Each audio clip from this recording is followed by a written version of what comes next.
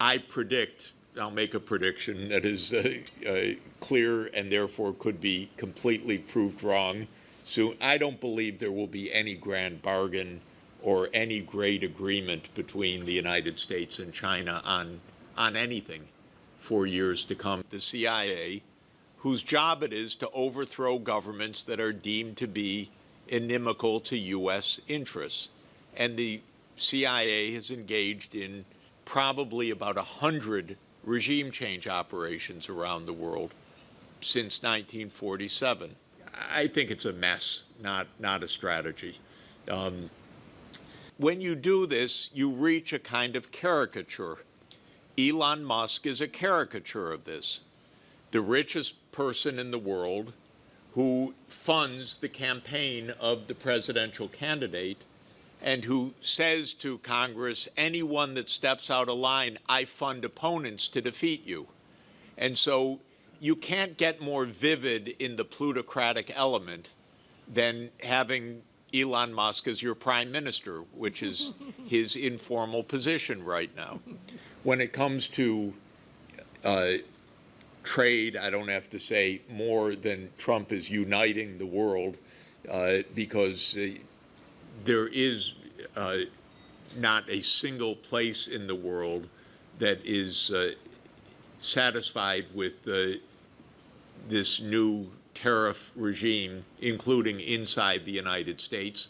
It has succeeded in stopping the stock market rally and reversing it. It has succeeded in lowering automobile company share prices yesterday. I didn't check today, but down 5% yesterday when the automotive tariffs were issued. It's a completely ignorant economic policy as far as I'm concerned. We can talk about it, but I see no merit whatsoever on any count to the protectionism that Trump is trying to bring about. So there, the whole world is unhappy about it. And then when it comes to Asia, we'll discuss this, probably Trump and the administration probably want to avoid open conflict with China. Whether they are clever enough to do so, I'm not sure, but there'll be a lot of noise and instability. I predict, I'll make a prediction that is clear and therefore could be completely proved wrong soon. I don't believe there will be any grand bargain or any great agreement between the United States and China on anything for years to come, because I think the U.S. administration is too unstable for anything like that, because any serious agreements require consideration and strategy. I, for one, don't believe that we have any of that in Washington now. I think we have improvisation, no role of Congress, basically a one-man show, executive orders, mostly illegal, court challenges that are proliferating by the day. So I think it's a mess, not a strategy. Well, I hope that explains why I'm not welcome in Washington. I don't think I would let you eat too much, Jeff. Afterwards, Please. I'll take you to McDonald's. Just a couple of questions. So where do you think America is heading? I agree with you from my personal perspective that America has been more wrong than right in terms of its foreign policy for the last couple of decades. So where do you think America is heading? Let's not forget the domestic issues. And the domestic issue, I've written about this, that the United States cannot beat China. I'm trying to give them a few minutes to eat. The United States cannot beat China. China, for sure, cannot beat America. Yep. So it's not a matter of who will win. It's a matter of who will not lose. And if anybody loses, I don't think it will be because of the other party, but rather it will be because of the domestic situation. I don't know if you agree with that. So how do you see the America's domestic situation. After all, you are an economist by training, and of course, you have gone into many other things. So tell us. The U.S. Does not have a functioning political system and has not had a functioning political system for 30 years or so. And this is very interesting. American society really has great strengths, many centers of capacity in business, in academia, in civil society. And so even though our political system has badly malfunctioned, the country has done okay for the last 30 years, other than troubles caused by directly these foreign policy disasters. But the country and the economy has gone on. Many important innovations have occurred. Many great discoveries have occurred in the academic community and scientific community. So you see a country with great strengths.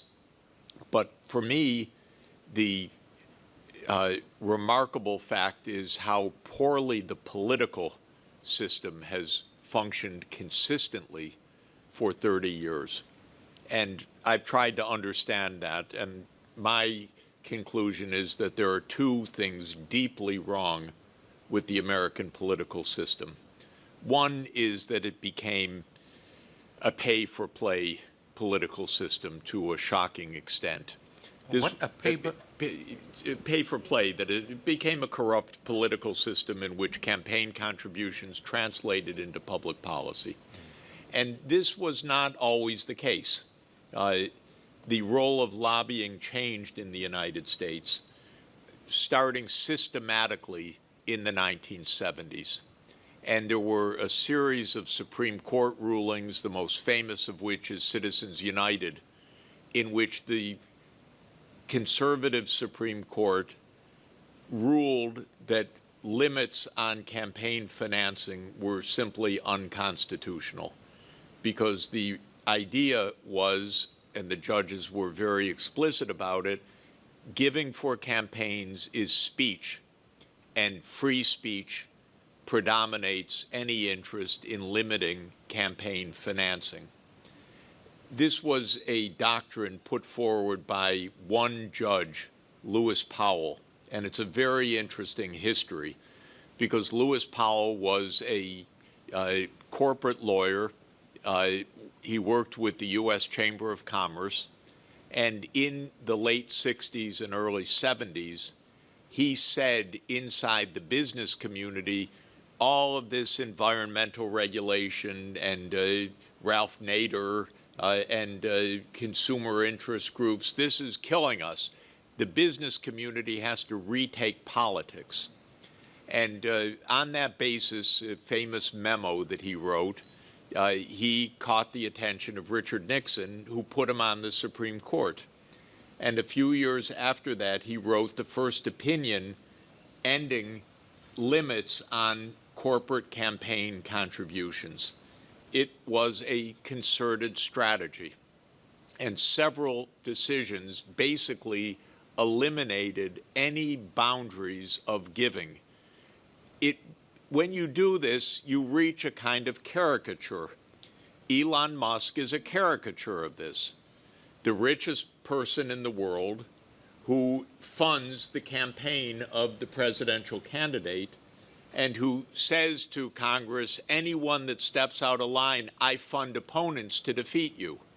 And so you can't get more vivid in the plutocratic element than having Elon Musk as your prime minister, which is his informal position right now. And this is how American politics really degenerated terribly over a 30-year period. I once was in the presence of a Democratic Party member of Congress, and I asked her about some terrible decision Congress made on health care costs. And she literally put her face in her hands and said, the lobbies, the lobbies. it became overwhelming, the money play. And because of this, all of the issues of American society, of inequality, of the widening gaps between different classes in America, of the growth of the poor underclass, of the epidemics of deaths of despair that you all know about, which are very serious afflictions of American society, not one of them was addressed in public policy. There has been no effort once in 30 years to address inequality in the United States, to address, we have an epidemic of opioids and everything else. Who gets blamed? China, of course. China, fentanyl precursors. Who takes the opioids? It's the Americans. So this is an example. Climate change is another example. We have not had one consistent policy on climate change for 40 years because of the big oil lobby. It's not even subtle. And there was a very humorous sting by a kind of Greenpeace organization which called the ExxonMobil lobbyist and said, we're headhunting, we think you could be senior position. And so they filmed the ExxonMobil lobbyist in a fake job interview, and they asked him, how do you operate? And he said, it's easy. If any trouble arises for the industry, I just call our senator. Who's your senator? Joe Manchin, of course. Joe Manchin was the senator from West Virginia. He owned 2 coal companies personally. That was the family wealth. And he was basically there in his position to block any climate change action for 30 years. So that was one thing that broke American politics. It just stopped being representative of basic issues. And till this day, if you observe the Trump administration, there's not a single moment of discussion about poor people, about their needs, about the role of government. In fact, the whole attempt in the next few months will be to destroy any public services for the poor, especially health care. It's amazing. But this is Elon Musk running the show. He doesn't have to worry about his health care costs. So this is one point. The second point that destroyed American politics was the security state. We became a national security state back in 1945, essentially, after World War II, and especially in 1947 with the National Security Act, which established the CIA and the Defense Department and the other institutions of the security state.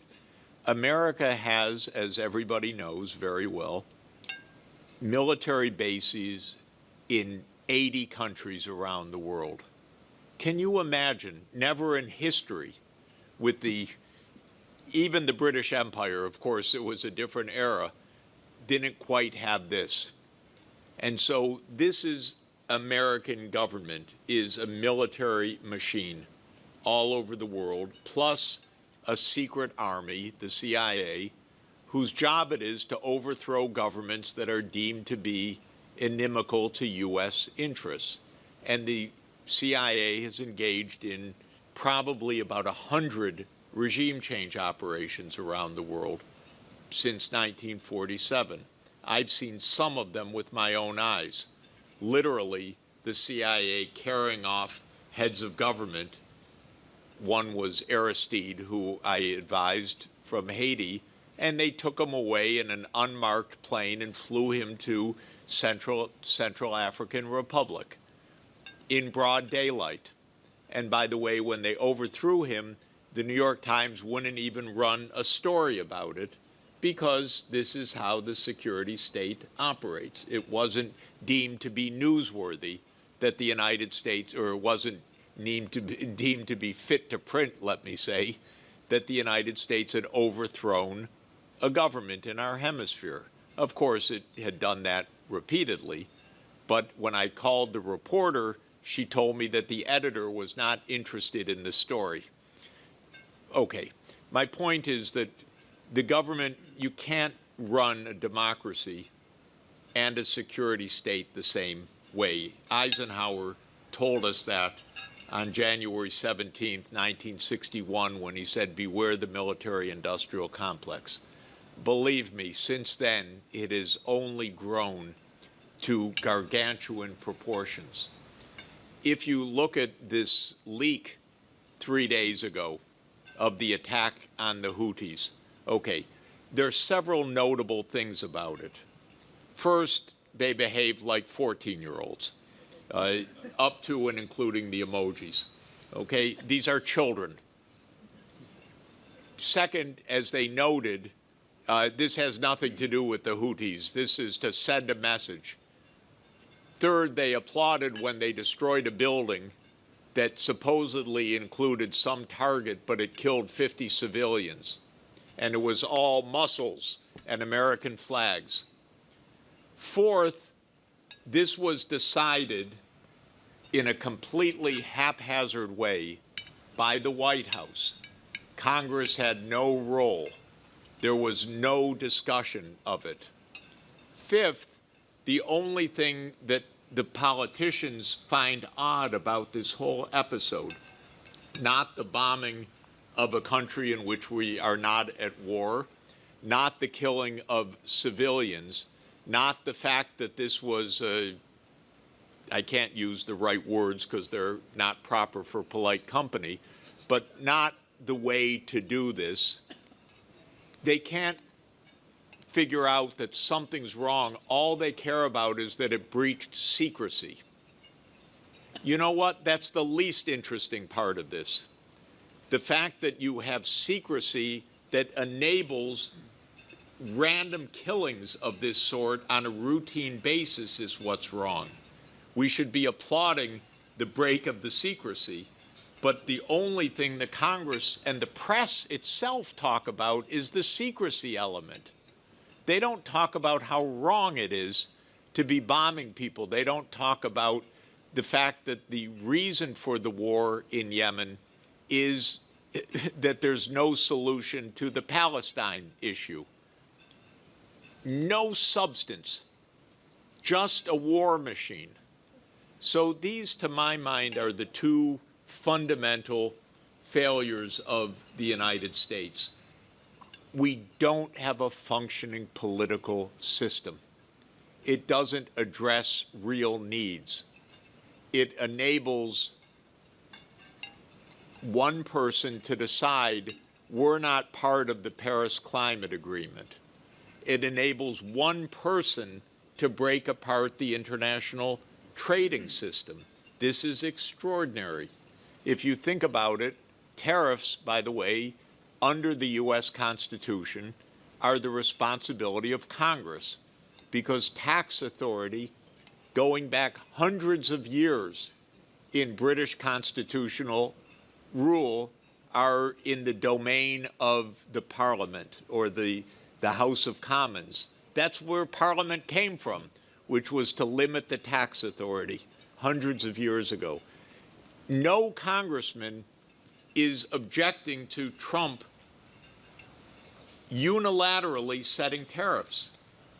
How is he doing that, by the way? It's completely unconstitutional in substance.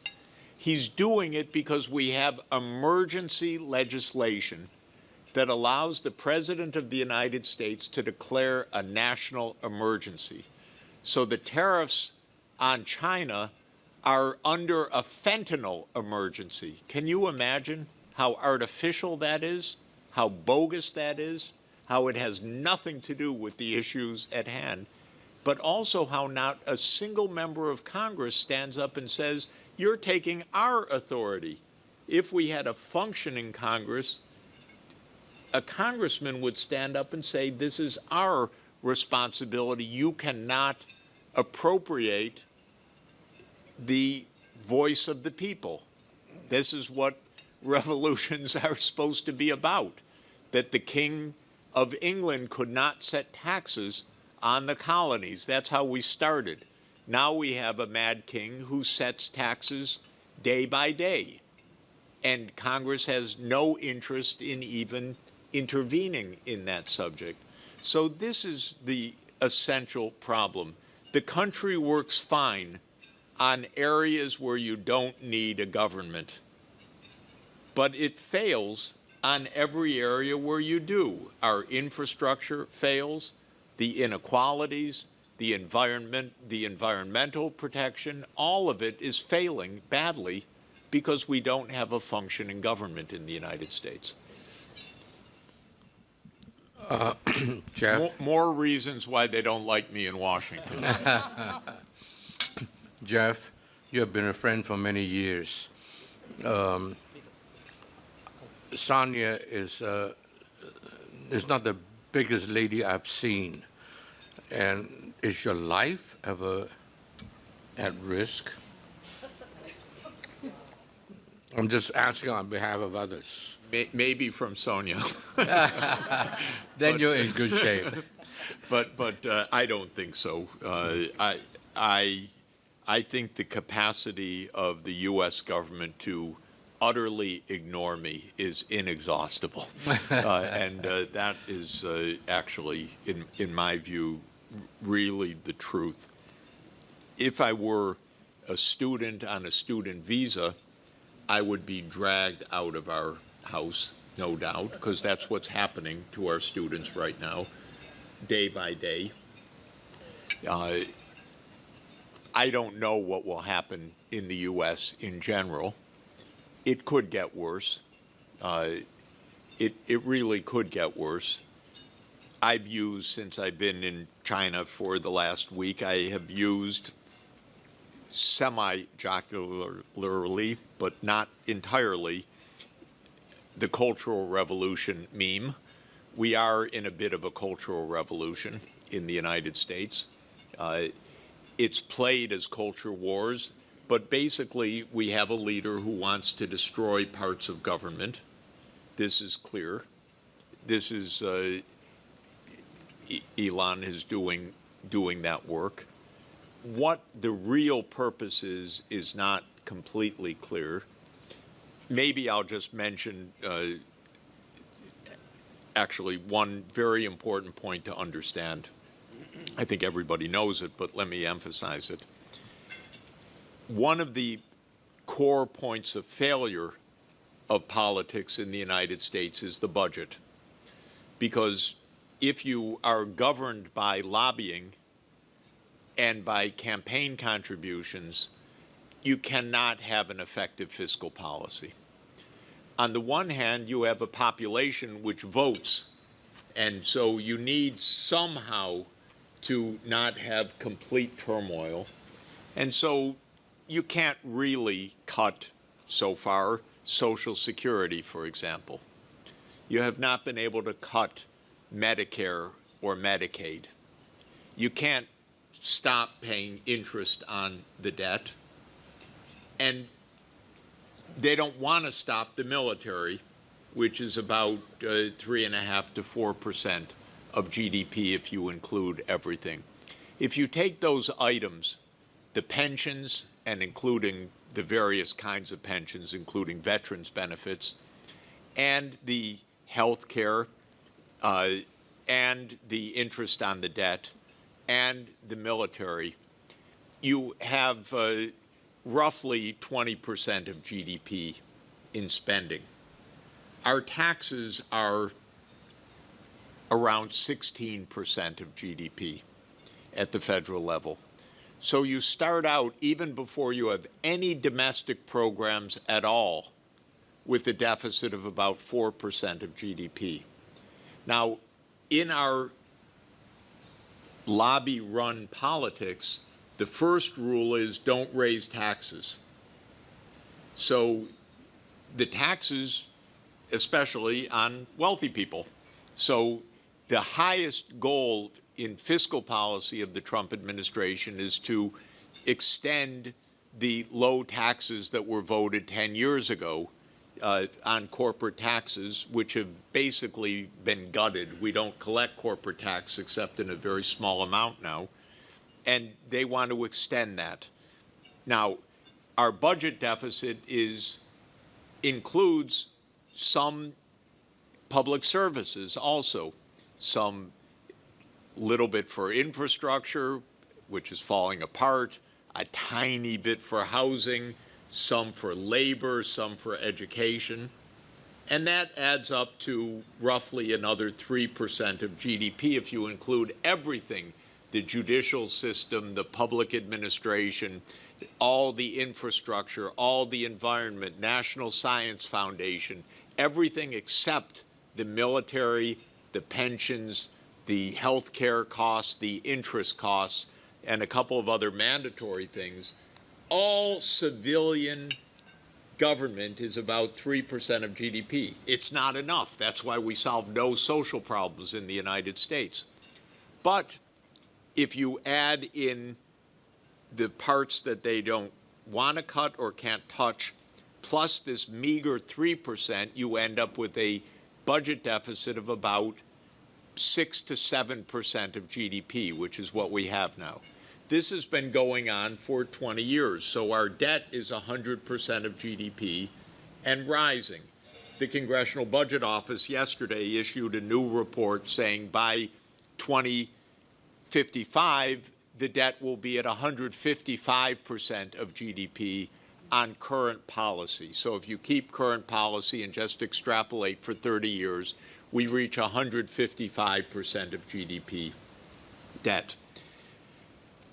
So what is Trump trying to do? Trump is trying to cut taxes relative to baseline. This is all technical because the baseline includes ending some of the tax cuts from 10 years ago. But he wants to extend those. How to do that with such a huge budget deficit? There's no way. There is no way to do this other than to completely destroy the civilian government. And that's what Elon Musk is doing day by day. He's not rooting out waste. He's just closing the government as much as possible. The public will hate this week by week, month by month, when nothing works, when they can't get health care, when there's no one to answer a call for Social Security, and so on. And that's where we're heading in the next months. That's why I was saying you can't ask for more funding for Ukraine in that context, period, because there's really going to be at least a public brawl. Trump will win this budget battle, in my best estimation. It will be brutal and ugly to essentially keep the revenues completely inadequate and brutally slash spending for poor people or even working class people in America. But he'll probably get this through because it'll be a straight party line vote enforced by Elon Musk, who will threaten anyone who steps out of line. He'll probably win this battle. But believe me, you'll see a very ugly, very unhappy country, a very unpopular government, and nothing's going to get better out of it because nothing that's being done is going to make people's lives easier. Several $1,000 rise of prices for automobiles is not going to make people's lives easier.